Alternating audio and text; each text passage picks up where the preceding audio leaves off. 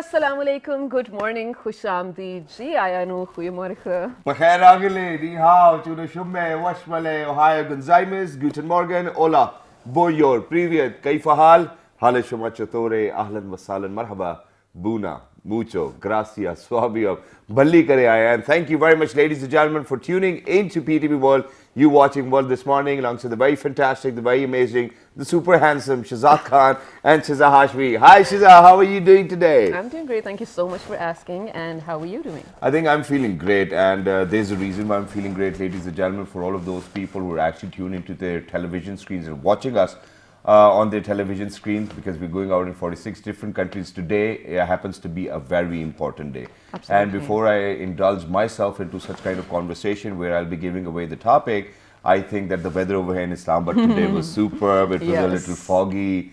And I just thought of putting my kids into the car and just going out somewhere and just chill. I mean, that's what I wanted to do. The weather was just super. That is the dream, right? Yeah. And yes, absolutely, it is just so stunning. The sun is out, well, contrary to what I like. A little bit, yes, but it's so foggy so early in the morning from where I live. Yeah. A part of one of my windows oversees the village near Golra, right? Oh, yeah. So they put up, the community over there put up a huge trampoline for the kids to play.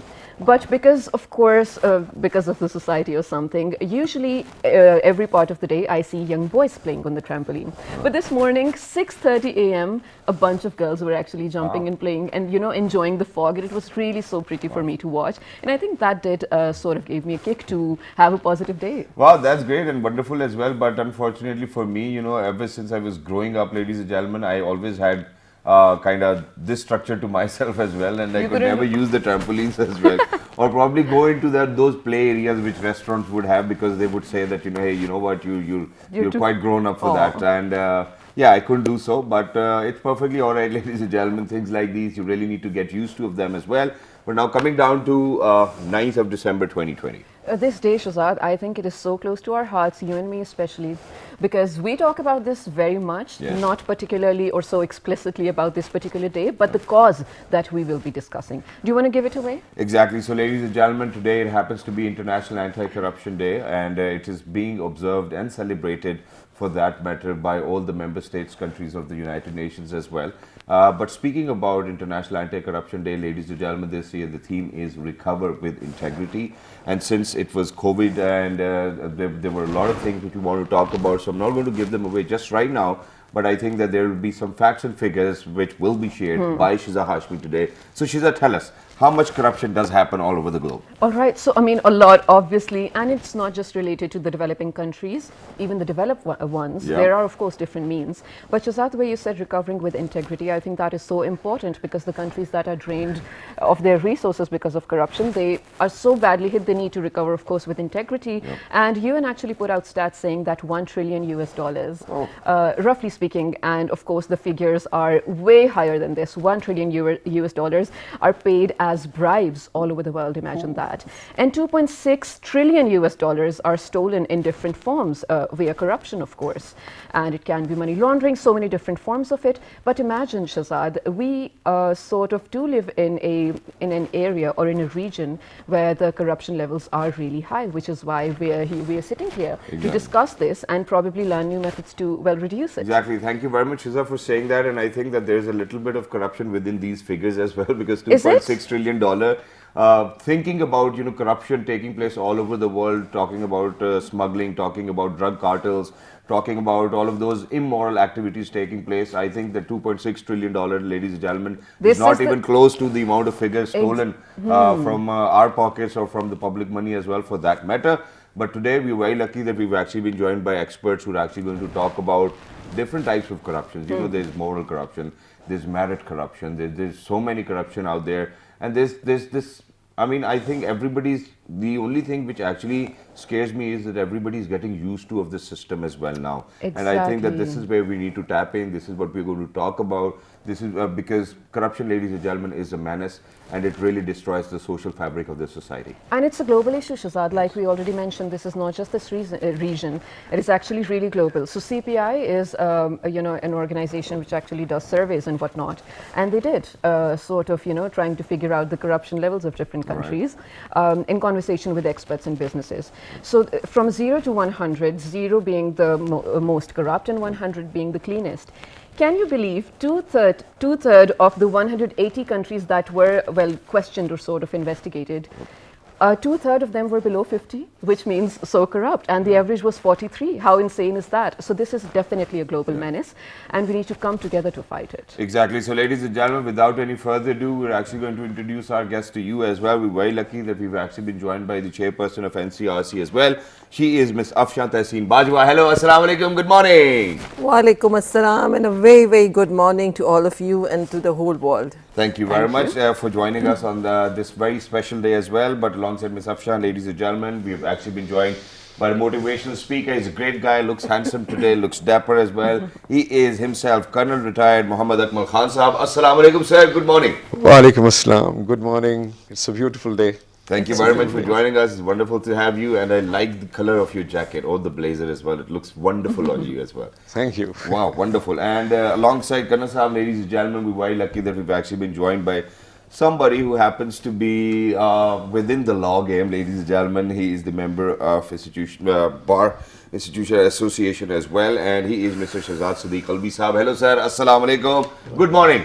Walaikum assalam. Good morning to you as well. Thank you very much for joining us. It's wonderful to have you. And we have one more guest, ladies and gentlemen, because I think that we really wanted somebody to participate from NAB, but he's the ex-NAB prosecutor. He is Sahibzada Muzaffar Sahab. Muzaffar Sahab, assalamu alaikum. Good morning. How are you? Ji, walaikum salam. I'm fine. Good morning to you also and to your team also. Thank you very much for giving us your very important time as well. But today it's a very important day, and we really wanted somebody from National Accountability Bureau, maybe an ex-prosecutor. But how do you think that you're going to shed light onto the importance of this day, and how do you think that we need to recover with integrity, because that's what the theme is for this year? Yes, this is a very important day, especially the countries like Pakistan, where the corruption was at a height. So this was very necessary to make an institution who has the power to combat against and who is a best anti-crusader against this corruption. It was felt very necessary in 1999 that there should be an apex authority of anti-corruption who is going to be fighting against the corruption. Since Pakistan, at that time, you must be knowing, there were so many defaults in the bank defaults, and people were taking the loans and not returning the loans to the banks. And, you know, the bank, they run with the public money. And there was a big bloom and big balloon of the defaulted loans. Then there was so much housing societies which were being made without any approvals, and they were collecting money from the innocent public. And the money was so much in billions, they collected money. So there was also a need of an hour that there should be an anti-corruption authority who should be getting money from those looters and giving to the public who was innocent, who was cheated. And obviously there was also regarding some officers or officials who were misusing their authority, and they were not, exercising the authority in the lawful manner, and they were benefiting others and benefiting themselves and their families also. So there was also they also felt that there should be a law which should be dealing with those people. So NAB was made in 1999, and it's been now 21 years. And you'll be very happy to know, all the viewers, that till today, in 20 years, NAB has recovered more than 460 billion rupees, which is a very big amount. Previously, if you can see, there was a Federal Investigation Agency. Then you can see there was anti-corruption agency, but the conviction rate but the recovery rate was not up to the mark. And what the people, long delaying the justice, and people used to not filing the complaints before these two agencies. But as soon as the NAB came into the field, the people, they are trusting so much, they're filing so much applications, and they are moving the applications to the NAB to bring all those people accountable who has cheated public at large, who has committed corruption and corrupt practices as defined under Section 9. And see, you can also be happy to know about this, that there is the conviction rate of the NAB is more than 70%, which is very remarkable in the present regime. Exactly. Wonderful that is. But now, Sahibzada Sahib, what I want to ask you is that first things first, obviously, there are two things which the Prime Minister has actually spoken about as well, and Prime Minister Imran Khan has said. There was this official event where he was actually talking about the Prime Minister portal as well, and there were a lot of people who actually talked about bureaucrats being corrupt as well, and he said that now we're not going to transfer a bureaucrat who's actually corrupt, we're actually going to sack them. Number one, it's good. Number two, Imran Khan is standing with his and he's very firm with his orders as well, of what he's trying to say, that I'm not going to give NRO. But with the previous governments, we have seen that national reconciliation ordinances have been actually given to different political figures, and they just got away with it. So don't you think that NRO was actually a theft into the public's pocket? Actually, our Prime Minister, his vision is very clear. He always talk about corruption because he knew that the corruption has basically the major evil in Pakistan economy and all the development is the corruption.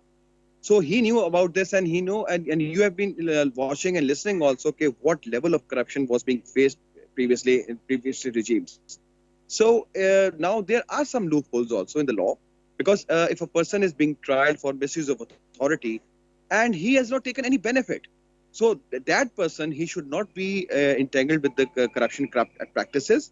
In that case, there was a new, you must be knowing, in 3-4 months back, there was an amendment in the law and which defined the definition of misuse of authority by clarifying that a person who has not taken any benefit, if he commits or if he misuses authority is what you give some benefit to somebody. That if somebody comes to your office and he doesn't, he's not legible legitimately, he is not legible for getting that benefit, and you have signed in capacity of your office, you are holding that office, being a commissioner, being anyone. So if you sign it and he gets the benefit, but you have not taken any benefit. So in that sense, the law, the amendment made it clear that it will not be the misuse of authority. So these amendments were very necessary because, whenever the law is made, it's a time which clears every picture. It's now 20 years, National Company Ordinance was promulgated by the National Assembly. So by the passage of 20 years, there are some loopholes, some gray areas. There should also be a very much in the sense that a person should not be arrested at the inquiry stage. He should be arrested at the investigation stage when the sufficient evidence has come on record. So these were the areas which were brought in the form of an amendment. But I fail to understand. I think all the parties should go for it, because these amendments, which are necessary and need of an hour in the ordinance, that has to be promulgated and should be made applicable to all the people to make it a more transparent manner. Although NAB is moving very transparent, because it is not only for one man to decide. It is a board which has to decide. Board constitutes so many people, 10 to 12 people are board. There are two types of board, one at the regional bureau and one at the headquarters. So 10 and 12 people at the regional bureau, and then 10 to 12 people at the head office level, they decide the fate of the case. So it is not like a one-man show. A one IO can decide the fate of a case. I don't believe NAB can proceed like this, because being the part of NAB for 6 years, I know how much NAB is, moves like that in the cases. So in this sense, you don't worry for that.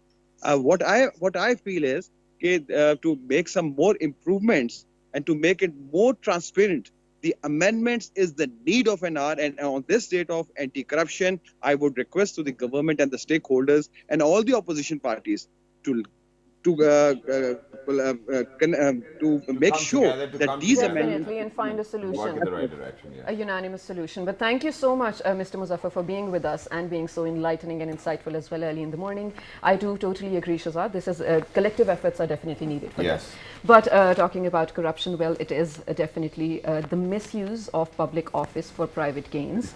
Miss Afshan, you being, well, I want to say now also, do you have something to say? Yes, I do have something to say as well, because Sahibzada Muzaffar Sahab quite a lot of times pointed out towards, how there are loopholes within the law as well. So I wanted to move on to Mr. Shahzad over here and then come down to Miss Afia. I'm very sorry for doing that. It's okay. But I even wanted to ask him whether, there's a check and balance for all of those employees working within NAB as well. I wanted to ask about that. The chairman actually gave out a statement saying that accountability within the NAB is now a thing, and everyone is. And it is very important as well. But, coming down to you, we have seen that there are a lot of people, there are a lot of people who work for the legislation. There are a lot of people who want to bring in new rules as well. But then there are fools within the rules as well. I'm sorry to bring this up as well, because people who make law might not give up on corruption just that easily as well. I'm sorry to say that, because the lawmakers themselves keep those loopholes for themselves as well. Yes. Yes, I like it. No, this is open truth. Yeah. That there are the loopholes in the law. Of course. But I'll say that the problem in Pakistan, which I have come across through my practice, that is in fact the anti-corruption department. What I'll say, why? Because anti-corruption department was established in 1947 after when the Pakistan came into being. Before that, there was no anti-corruption department. Every person has the right to file a complaint against any public servant at his home station. Now the anti-corruption department has only one judge in every divisional headquarter. Every division has 4 or 5 districts. Every district has 4 or 5 sub-district tahsil.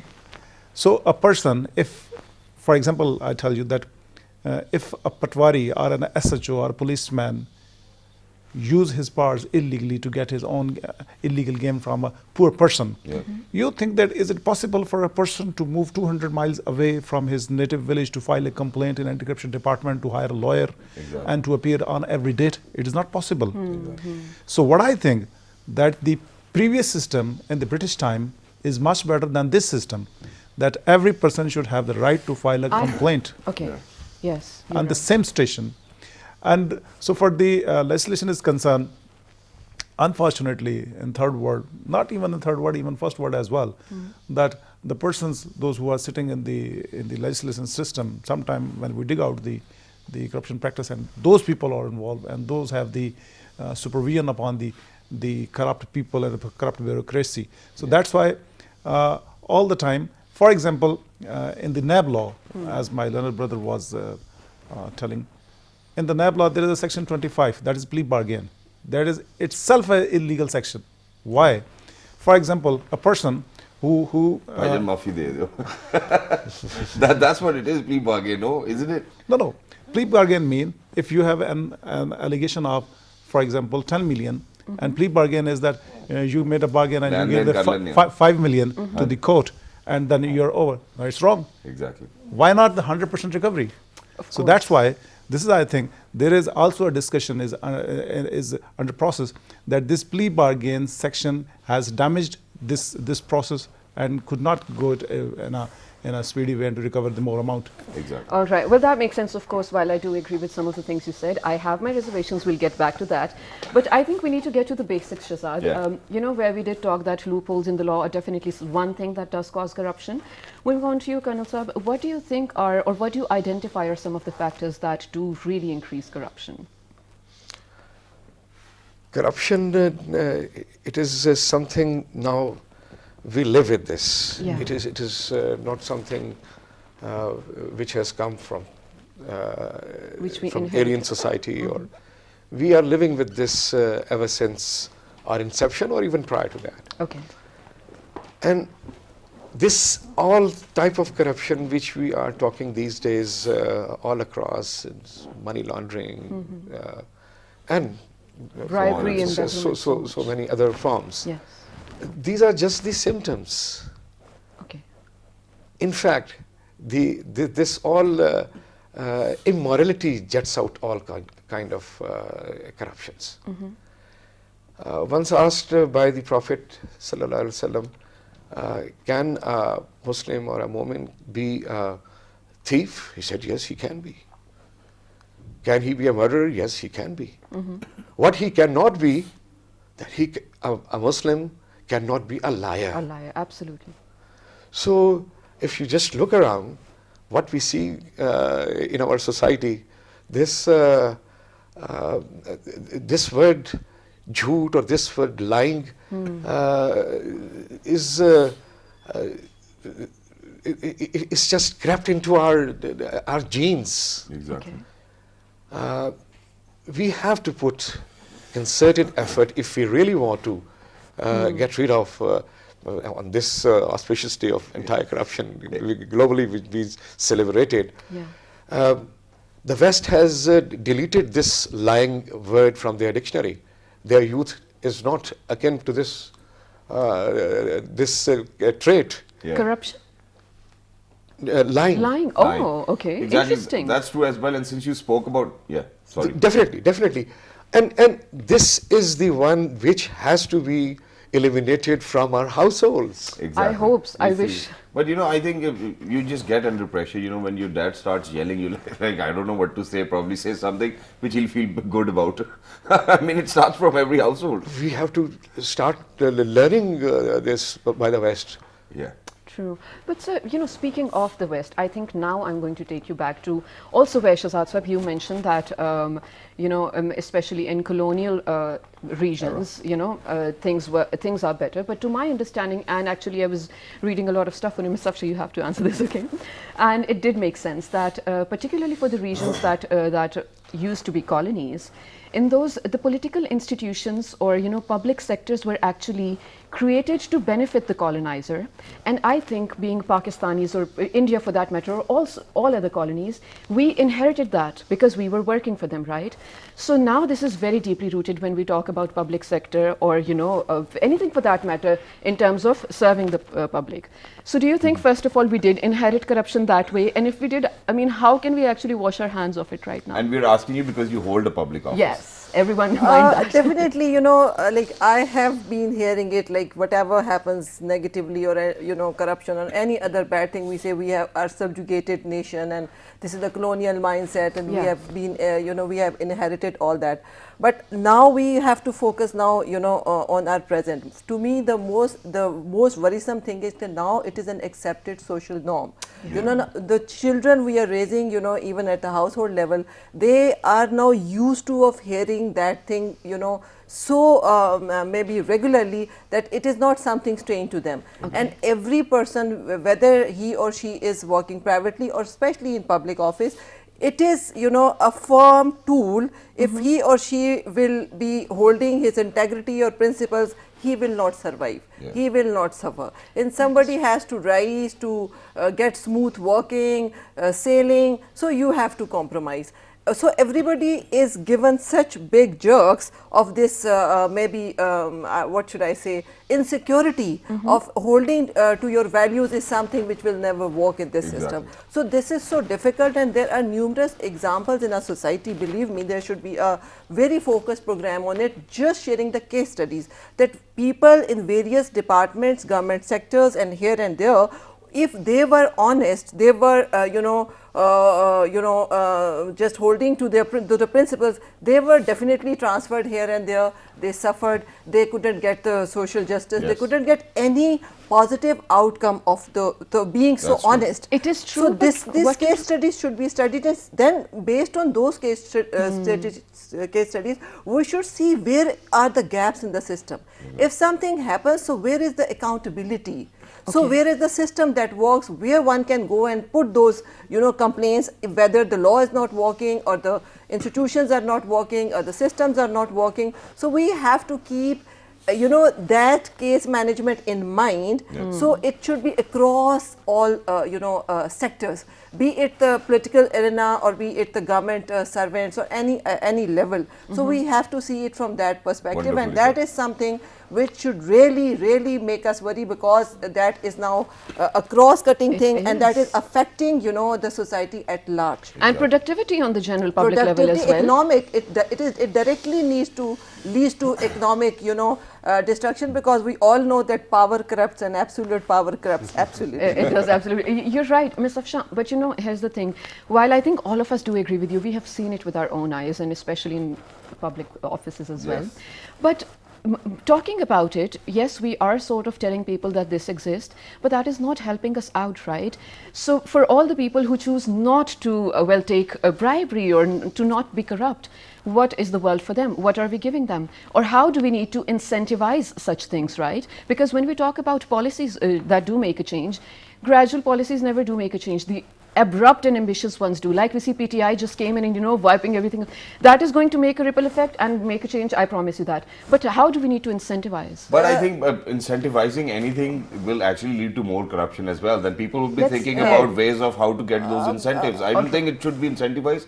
I think across, because you have said it, that across each and every sector, what we really need to do is we need to have good people, morally correct people as well, on those chairs, on those authorities as well, so that nobody thinks about getting an incentive. I mean, you're doing what you're supposed to do. Why should you be getting an incentive? But I think there are two-pronged strategies. Number one, definitely you have to invest on human beings. You have to bring best products by investing and inculcating all those values, morality, sense of right and wrong. So that is something which has totally been deleted from the social fabric. So we have to now get back to that upbringing of our young nation, making them too much sensitive about this integrity and honesty and transparency. Yes. That's how we can bring positive change in society. But on the other hand, no matter how much honest or dead honest you are, if the system around you is not conducive and not working, not transparent, you are also wasted, because based on your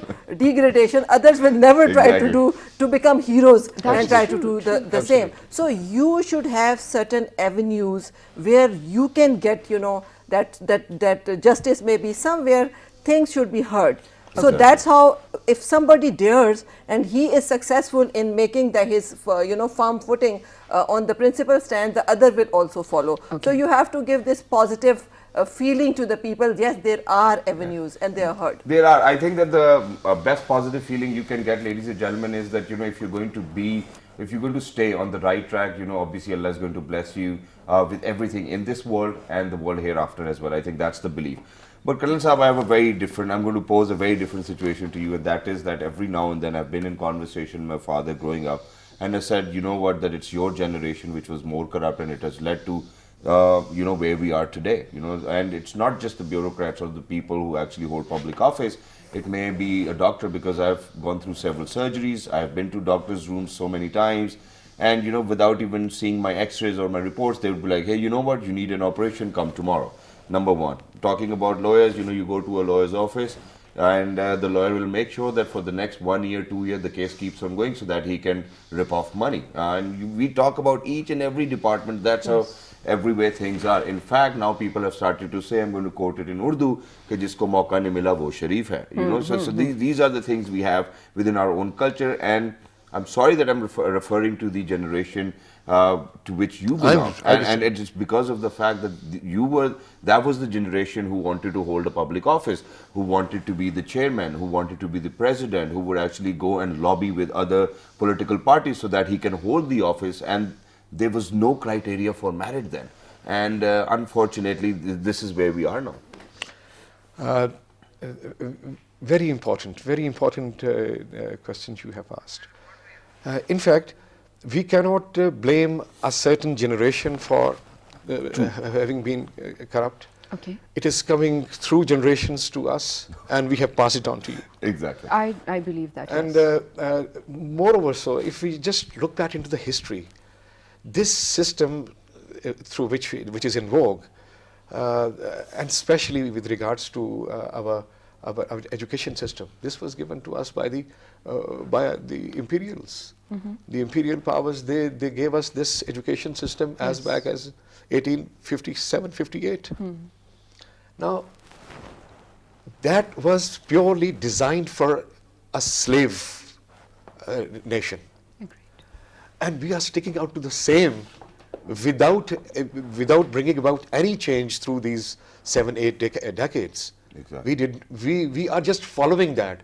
So, in fact, this education system is the mother of all our you call evils in the society, or because everywhere they have kept loopholes with certain designs.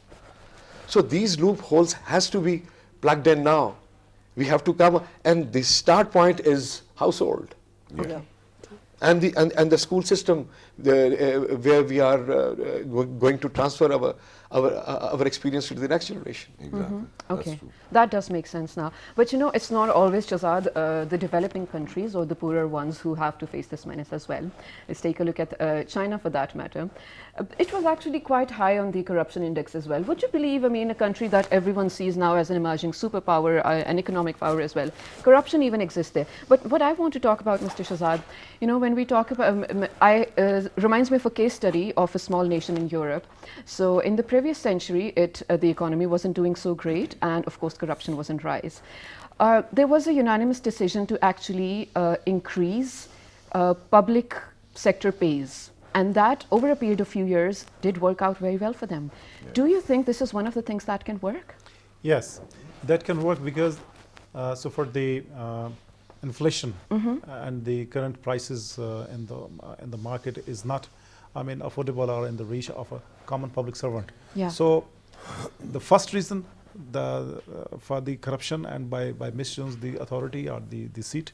And then second thing is that there is this time for the wealth, for the better life, there is a race in the third world countries. Yeah. Reason being that the lack of the democracy and the non-stability of the governments and the non-stability of the economic situation. Okay. That is the basic reason. That's why every person feels and think that this is the right for my child, this is the right for my family. So the nepotism, what I'll say, exactly. that has been increased, and the favoring the relatives and the family members and the close persons. So I think that if the salaries are enough,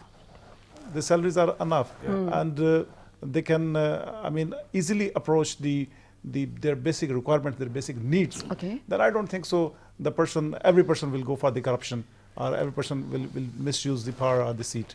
All right, Mr. Shazad, yes, that makes sense, and we really hope that is the way forward as well. But now another question arises, and that I need all of you to answer after this very short break. Shazad, so even if a public servant did get an increment in his pay, all right? Yeah. So now for someone who is, for example, someone who's getting paid 70,000 per month is getting paid, let's say 2 lakh per, or 2.5 lakh per month, all right? This is a hypothetical situation. Now the human nature can kick in. Do you think they will be absolutely satisfied by 2.5? Wouldn't one want to have even more, right? Because the limit actually never stops for a person who has the corrupt mindset.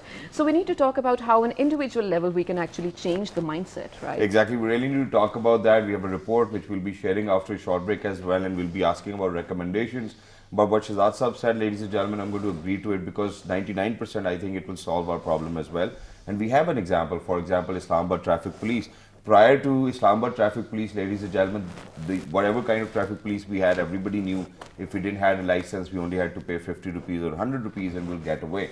But now when Islamabad Traffic Police is in place, and for every ticket they're going to give to somebody, they're going to get some extra percentage of that. Yes. They will probably be working on giving away tickets, and that too if they truly deserve it. And I think that for majority of the people, if they can run a household safely and nicely, they would love to do so with respect, ladies and gentlemen.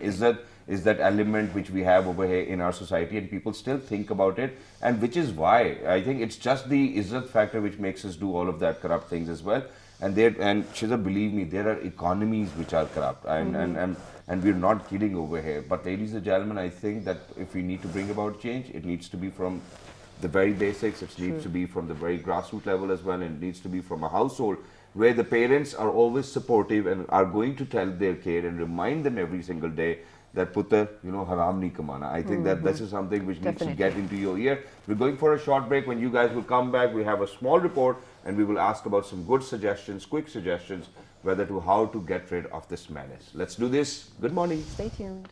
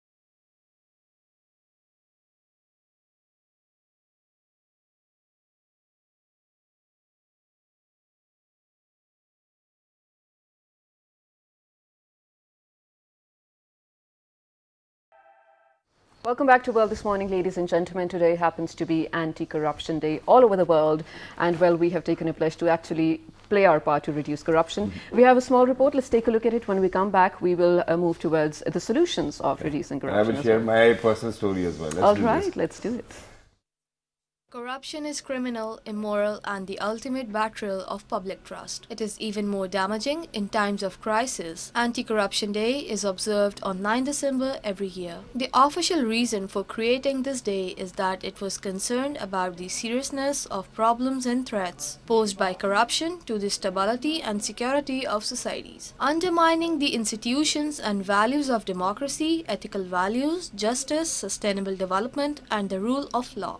As the world is experiencing now with the COVID-19 pandemic, the response to the virus is creating new opportunities to exploit weak oversights and inadequate transparency, diverting funds away from the people in the hour of their greatest need. Since the day is observed, the organizer says intolerance towards corruption has grown. This is evidenced by the increasing number of politicians who are being tried and convicted for the crime. Alright, so tolerance towards corruption has grown, ladies and gentlemen, and let me give you a very recent example where it was COVID, it's COVID-19 we were talking about. Let me take you back to the very first time when actually COVID came to Pakistan, that eventually when people came up with this idea that, you know what, we can actually use the anti-malaria injections, all of a sudden the injection went from 6,000 to 50,000 to 47,000, and they were being sold in the black market. Not just that, I think that for each and every product, the mask which actually used to cost 5 rupees started all of a sudden, everybody was selling them for 10 or 15 rupees. For all of those sanitizer bottles which were used to be for 50 or 100 rupees, all of a sudden went up to 500. What is that? This is corruption. Is this us? I hope not. Yeah, it is obviously, it is not us, ladies and gentlemen, but for all of those people who are corrupt, who have their corrupt mindsets as well. And I'm telling you, you know, if it's not the government, if it's not going to be any other institution who's going to get you, Allah is going to get you as well. Of course. Because you are morally corrupt. And if you are out there, if you're watching us, change yourself before Allah is going to grab you. All right, so moving towards the solutions right now, and actually substantial or practical ones that we can actually put in. To begin with you, Ms. Afshan. As we have been mentioning here before, that, you know, to have a society free from corruption, we have to invest, you know, in our youth, in our children from the very start. And the more you give them a sense of right and wrong, integrity, moral values, and transparency, the more you are leading towards a very transparent society.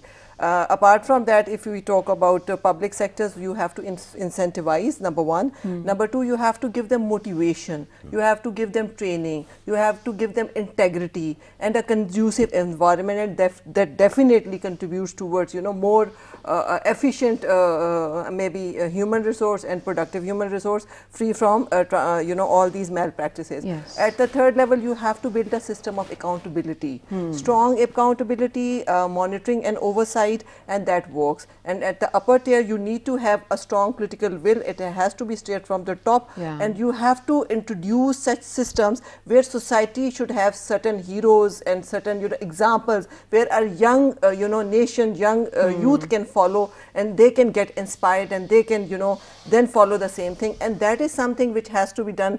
We have to start, maybe we are already very late. Yes, I agree with you totally, 100%. What about you, Colonel Saab? We have to build the attitude. Okay. And attitude is something which is just otherwise not visible, but through the behavior and conduct. And attitude comprises the faith, the very first, the base. Faith, then values, ethical systems, moralities, this all comprises and makes an attitude of a person, of a nation. Unfortunately, what we are trying to teach to our younger generation, we are not giving any specific example outside our this education system, and especially at home. Yeah. Exactly. So while we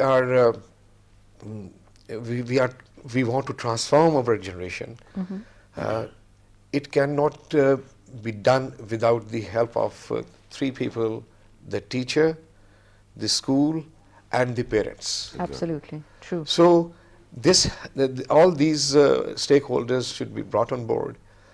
The parents should also be inculcated with, or should be given some grooming sessions through their social systems, through their educational systems, and especially the new parents, the young parents, they should be given that kind of exposure, that how to now give the children the kind of conducive atmosphere at home, so that once they move out of home to their professional lives, they have already made a complete attitude of themselves. Exactly. Absolutely. So that is how we can start off with this practice, and inshallah within 5 to 10 years it's going to be transformed, inshallah. Inshallah, Allah kare, and we hope for the best as well. But one last thing, so obviously we want you to suggest a few things as well, but just I'm going to put something which happened within, I think, Lahore High Court probably. I'm not very sure whether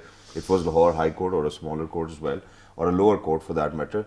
But what happened was that, I think it was the president of the Bar Council who went into the judge's room, and he was very angry because of the fact that the munshi of that so-called lawyer came into the judge's room and said that the lawyer cannot come. And the judge wasn't very happy with that. And the Bar Council, the president of the Bar Council took a toll on that as well. And this is what we were talking about. I think everybody needs to be in it equally. Yes, I agree. The problem is that there are some type of the people in every community, in every profession, what they behave, what they should not be. And the second thing is that, as we were discussing previously, to stop the corruption, appreciation is a very important thing for the honest people, because it's a human psyche. As we were in our childhood, as we do good homework, we get good marks from the school, we always get the appreciation from our parents and our teachers, and we struggle more and more. Same like that. I will quote an example that some days before there was a very bad incident of Kashmir. There was a rape with a little girl, and the police inspector who recovered that girl and arrested the culprits, he was rewarded very well by Sindh police. Yes. And he was made an example for the other colleagues. Exactly. That if a person who did his job very honestly, he should be rewarded. He brought to before the IG Sindh, and he was saluted, and he was rewarded with the good amount as well. Yes. So I think to cut short, the appreciation for a good job is very necessary in our society. And even by the government as well. What I'll suggest through this program, that those people who are the good taxpayer, they should be awarded as well. Yeah, true. And they should be called upon on the 23rd March and 14th of August, that not only to the actors and the other contributor in the society, but the people, those who are giving a huge tax and contributing in public exchequer, they should be rewarded. Exactly. I really like this idea, yes, absolutely. But thank you so much for contributing to this productive discussion as well. All of you are, as usual, amazing guests and amazing speakers as well. Ladies and gentlemen, today happens to be Anti-Corruption Day. Say no to corruption is what we are telling you to do as well. And, well, weak institutions and unstable laws actually make room for corrupt people to move forward. And if we can fix that, I think we are looking at a better future as well. Do you have anything to add before we do ladies wrap and up? gentlemen, towards the end, the only thing I'm going to say is that the grassroots of all of this corruption taking place is us having a very consumerism based behavior, and I think marketeers have brought us to this brisk, and what we really need to do is that we really need to be responsible about all of those things. Because if I go back in time and think about how my grandfather lived his life, how he made sure that all of his sisters are going to get married and that they're going to be settled, you need a lot of contentment. He only had 2-3 suits to himself. He didn't drive a car. He always rode a bicycle as well, and he was very happy with the kind of life he had. So having contentment and making sure that we are not really animals who are going to consume everything in this world, and just being happy with whatever we require is something which will help us reduce the corruption levels to a very low level as well. Yes, maybe Shazad, we can one day in the near future do a show on how to be satisfied with what you have. Yeah. We'll do that, of course, but if you have any other feedback or any questions, do write us on our social media pages, Facebook, Twitter and YouTube with the name of Well, this morning. And repeat of this show you can catch at 5 past midnight, ladies and gentlemen, till the next time. So I'm going to say 1, 2, 3 and we all say no to Say no to corruption. corruption, Okay? all right. 1, 2, 3. Say no to corruption. Bye-bye.